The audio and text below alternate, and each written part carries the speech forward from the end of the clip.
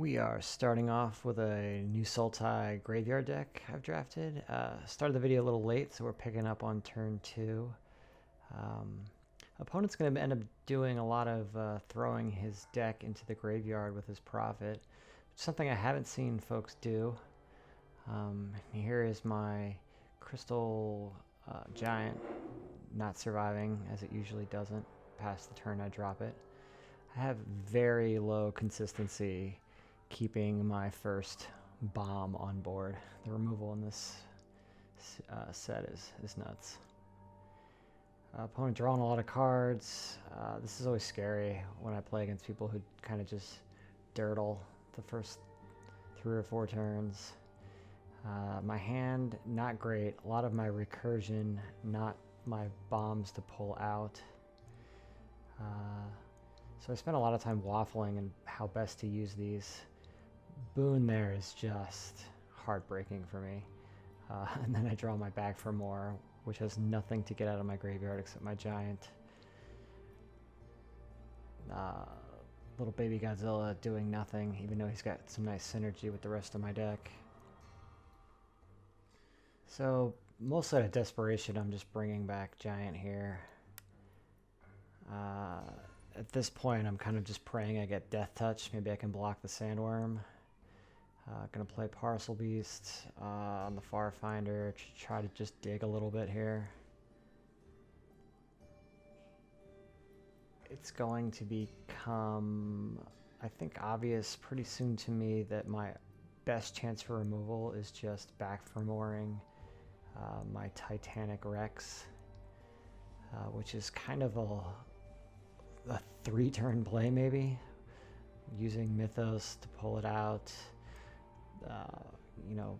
using the extra mana, or the kicker cost rather, to get it into play, or into my graveyard rather, cycling it and then back for mooring it, which, given how I've drawn here, and now that the worm has lifelink, I'm on a pretty bad clock here. I'm basically attacking with my giant just to get some life. And then the complete blowout with Unlikely Aid. A card I really don't see often and don't play around, but I've seen people getting blown out with a lot on stream, so maybe it's a card I should be considering more in black. I don't know. And then here we're gonna set up our combo, the longest removal chain I can pull off here. Gotta throw Godzilla in the bin this turn so I can back for it next turn, not giving me enough mana to Crystal Giant, but I can put Glimmerbell into play. Maybe block his Glimmerbell or use it as fodder. And then obviously they get a Boneyard Lurker, which gets them back a Lynx, which they can use to get in 12 damage here, which would put me at 3. So I feel like I kind of have to chump block here. Well, I don't have to, but I don't know. It doesn't feel great. So going into my turn, pretty much committed to the back for more play. Bring back the Godzilla. I messed this up. I should definitely probably have killed the Lurker with the flying and just hoped I could hold the ground long enough for him to deck. That's kind of a bigger threat with my 11/11. I'm not killing him by reducing his life to 0 this game. He's at 44. Just not happening. Now he's at 48. So, looking at his deck, I think he's got about 5 cards left, either right now or maybe next turn. So I just, with these 2 creatures in hand, I don't think I really have anything besides maybe an Archipelagor in my deck to slow him down.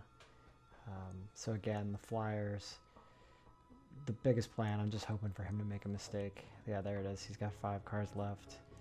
And the Wingspan Mentor comes in. This is pretty much GG. I can't stop 2 flyers of that size. I guess I'm still playing because maybe my Mechazilla gets flying with his Death Touch, can take out the Mammoth, and there's some magical card in my deck that takes care of Lurker. But doesn't happen. Don't get the flying. No sense going on. So this one's over. I think the biggest decision point was just not killing the flyer. Ultimately, I don't think it would have mattered with his mentor flyer coming down towards the end there. So a misplay on my part, but ultimately I don't think it would have swung the game at all. But if you see anything else, let me know in the comments, and we'll pick this up in the next video. Thanks.